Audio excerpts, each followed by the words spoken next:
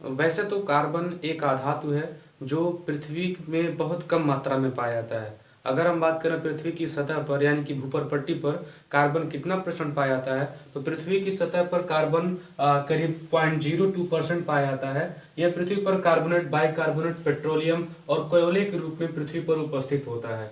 वायुमंडल में जो कार्बन होता है वो एक गैस के रूप में पाया जाता है जिसे हम कार्बन डाइऑक्साइड गैस कहते हैं। और हमारे पृथ्वी के पूरे वायुमंडल में करीब 0.03% कार्बन डाइऑक्साइड गैस के रूप में यह कार्बन मौजूद होता है। कार्बन हर एक उस चीज में है जिसे हम अपने दैनिक जीवन में उपयोग करते हैं। जैसे कुछ चीजें अगर देख लीजिए, मान लीजिए कपड़े, दवाइयाँ, प्लास्टिक, शैम्पू, साबुन, तेल, परफ्यूम, कलर, किताब, कागज, रबड़, एलपीजी यानी कि लिक्विड पेट्रोलियम गैस और कंप्रेस्ड नेचुरल गैस यानी कि सीएनजी, हर एक चीज में कार्बन मौजूद होता है। यहाँ तक कि हम जितना भी जिंदा चीज देखते हैं, कोई भी जीवित चीज हो, चाहे पेड़ पौधा हो, चाहे कोई इंसान हो, कोई भेड़ हो, कोई बकरी हो, हर एक जीव के अंदर कार्बन के अंश मौजूद होते हैं। यानी कि कार्बन पूरी पृथ्वी पर सबसे अधिक मात्रा में पाया जाने वाला कोई अगर को तत्व है जो किसी जीव में उपस्थित होता है तो वो सिर्फ कार्बन है। यानी कि जितने भी जिंदा चीज हैं, हर उस जिंदा चीज में कार्बन मौजूद होता है। चलिए हम बात करते हैं कार्बन के बंध कैसे बनते हैं। बॉन्डिंग इन कार्बन, कार्बन में आबंधन। सबसे पहले ये समझना पड़ेगा हमें कि कार्बन कार्बन एक दूसरे के बीच बंध क्यों बनाते हैं। कोई भी कंपाउंड एक दूसरे के बीच बंध क्यों बनाता है, सिर्फ कार्बन की ही नहीं बात की जा रही है। जैसे अगर मान लीजिए हमें सोडियम क्लोराइड बनाना हो, जिसे हम कहते हैं नमक, तो सोडियम क्लोराइड बनाने के लिए हमें क्या चाहिए, Na और चाहिए Cl, यानी कि हमें Na मेटल चाहिए और क्लोरीन गैस चाहिए। दोनों मिलकर के क्या बनाते हैं NaCl। तो ये NaCl बनता कैसे है, तो बनने के लिए इस प्रोसेस में हम ये तो जानते हैं कि जो सोडियम है वो क्लोरीन के साथ रिएक्ट करता है और रिएक्ट करने के बाद दोनों एक दूसरे से कंबाइन हो जाते हैं और साल्ट का फॉर्मेशन करते हैं। ठीक है, अब ये दोनों एक दूसरे से जुड़ते कैसे हैं, तो अब जुड़ने का जो प्रक्रिया है वो इलेक्ट्रॉनों के ऊपर डिपेंड करता है। यानी कि कोई भी यौगिक, कोई भी कंपाउंड का निर्माण तभी होगा जब एक तत्व दूसरे तत्व को अपना इलेक्ट्रॉन दे या फिर दूसरा तत्व इस तत्व को अपना इलेक्ट्रॉन फिर वापस दे।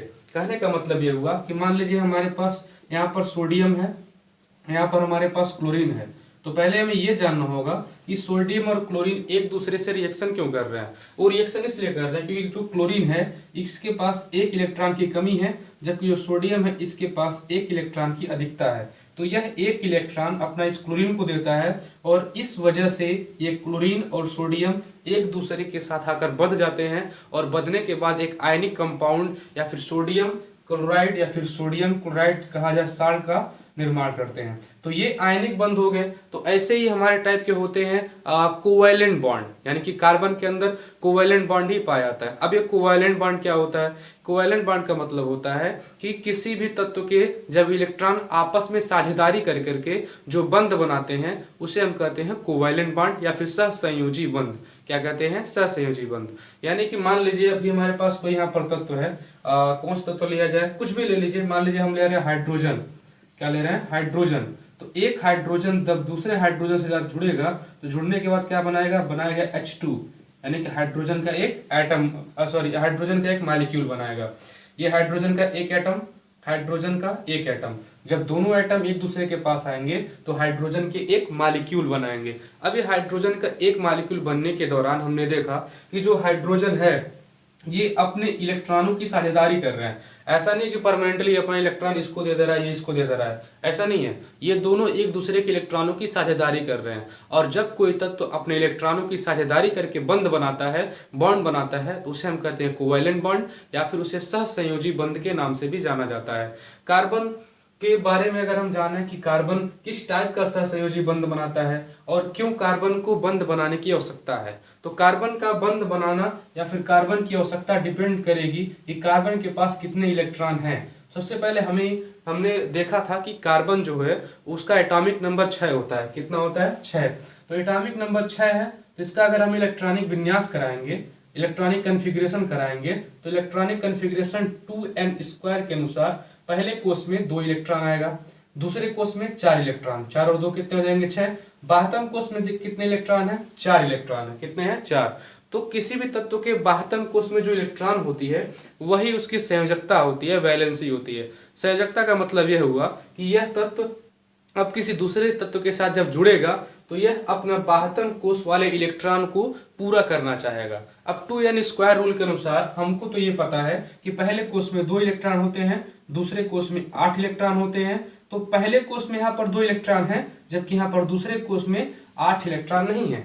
अगर एक दृष्टि से देखा जाए तो हम यहाँ से 4 इलेक्ट्रॉन गायब करके सिर्फ अपना 2 इलेक्ट्रॉन बचा सकते हैं, तब भी हमारा अष्टक कोष पूरा हो जाएगा, ऑक्टेट पूरा हो जाएगा। अगर हम चाहें इसमें 4 इलेक्ट्रॉन किसी से और ले करके यहाँ पर 8 कर दें, तब भी इसका 2 और 8 का कॉम्बिनेशन बन जाएगा। तो अब यहाँ से हम क्या पा रहे हैं कि कार्बन किसी भी तत्व के साथ रिएक्शन करेगा तो वो अपना इलेक्ट्रॉन देगा या फिर अपना इलेक्ट्रॉन लेगा। तो अब कितना इलेक्ट्रॉन देगा कार्बन? तो कार्बन के बाहतन कोष में 4 इलेक्ट्रॉन, तो वो किसी को 4 इलेक्ट्रॉन दे सकता है या फिर किसी से 4 इलेक्ट्रॉन ले सकता है। तो जब कार्बन किसी से इलेक्ट्रॉन लेता है, क्या करता है? इलेक्ट्रॉन लेता है।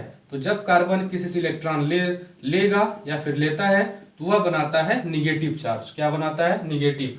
कोई भी चीज हो जो इलेक्ट्रॉन लेता है वो निगेटिव चार्ज बनाता है और जो इलेक्ट्रॉन देता है वो पॉजिटिव चार्ज बनाता है। तो कार्बन पहले तरीके से अगर कोई कंपाउंड बनाना चाह रहा है तो वह इलेक्ट्रॉन लेकर के बना सकता है, और जब कार्बन इलेक्ट्रॉन लेगा तो उसके ऊपर माइनस चार्ज आएगा। अगर 4 इलेक्ट्रॉन लेगा तो 4 माइनस आएगा, और जब कार्बन अपना इलेक्ट्रॉन किसी को दे करके अपना वैलेंस पूरा करेगा तब उसके ऊपर प्लस चार्ज आएगा। अगर वो अपना चारों का चारों इलेक्ट्रॉन किसी को दे दे तो उसके ऊपर 4 प्लस आ जाएगा।